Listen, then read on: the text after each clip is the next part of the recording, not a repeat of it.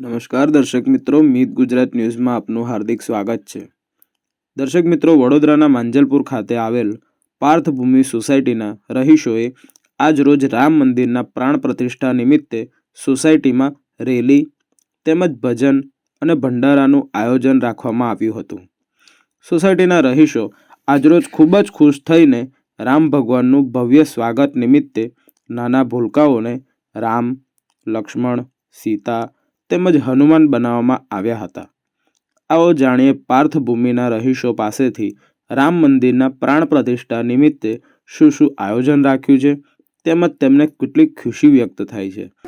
આજે 22 તારીખ જાન્યુઆરીના રોજ અમે રામ ભગવાનનું જે છે એ સારી રીતે બધું પ્રસંગ રાખ્યો છે।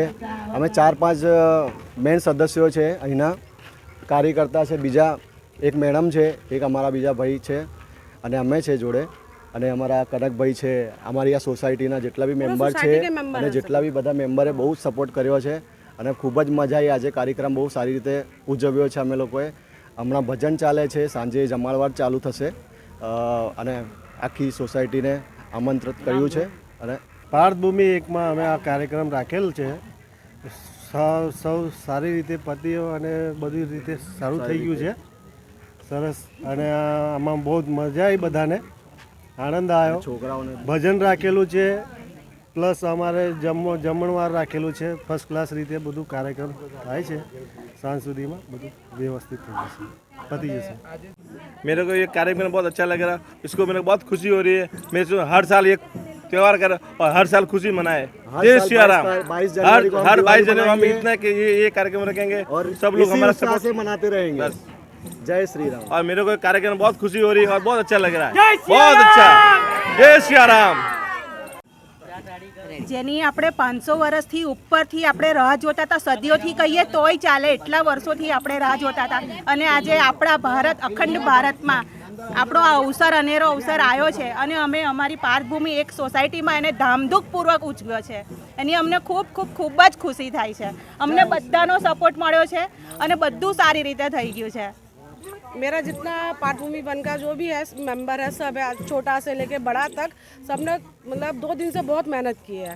ठीक है, ये आज के उत्सव के लिए, लेकिन सबसे ज़्यादा मेहनत की है मेरे वो बैठे स्टेज पे, थोड़ा साइड दो प्लीज।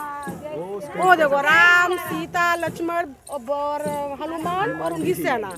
આજનો દિવસ એટલો આનંદમય લાગ્યો કે આજે સૂરજ સોના જેવો અમને લાગ્યો અને અમારું જે મંડળ અહીં પાર્થભૂમિમાં બોલાયું તે મને ખૂબ આનંદ થયો।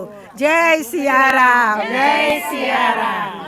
અમારા ઘેર રામ પધાર્યા છે તો અમને બહુ જ આનંદ આવ્યો કે અમારી ઉંમરમાં, ઘડપણમાં રામના, સરબરીના, લક્ષ્મણના, હનુમાનજીના બધાના ઘેર બેઠે દર્શન થયા, એટલે અમને એવું લાગે કે અમે અયોધ્યા જઈને આવ્યા હોય, એટલો આનંદ આવ્યો। જય શ્રી રામ, જય સિયારામ, જય સિયારામ। આજે પાર્થભૂમિ એકમાં અમને બહુ જ અમારી અયોધ્યા નગરી 500 વર્ષ પહેલાં અમારા રામ અયોધ્યામાં આવ્યા, અમને બહુ જ ખુશી મળી, અમને બહુ જ ખુશી મળી। એ ઉત્સવ માટે પાર્થભૂમિની બહેનોએ અમને અહીંયા ઉત્સવ રાખ્યો। એ ઉત્સવના અમને ભજન મંડળ તરફથી બહેનોને ભજનમાં બોલાવી, એ માટે અમે ભજન કરાવ્યા। એ માટે બહેનોનો પણ અયોધ્યાની નગરીનો બહુ જ ખૂબ આનંદ। જય શ્રી રામ।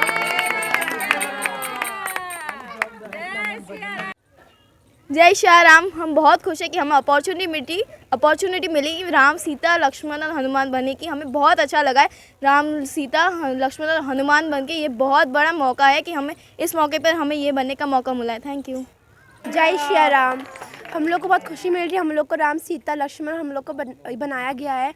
आज राम जी अपने घर अयोध्या वापस लौटे थे, इस प्रकार हम लोग को भी राम सीता जैसा हम लोग जैसा बनाया गया है। हम लोग को भी बहुत मतलब धूमधाम से लेके आए हैं मंदिर से यहाँ तक। बहुत इन लोगों ने मेहनत भी की है, सब कुछ अच्छे से किया है, देख सकते हैं। और सब कुछ अच्छा ही चल रहा है, आगे भी सब अच्छा ही हो। जय श्री राम। मीत गुजरात न्यूज़, मीत प्रजापति, वडोदरा।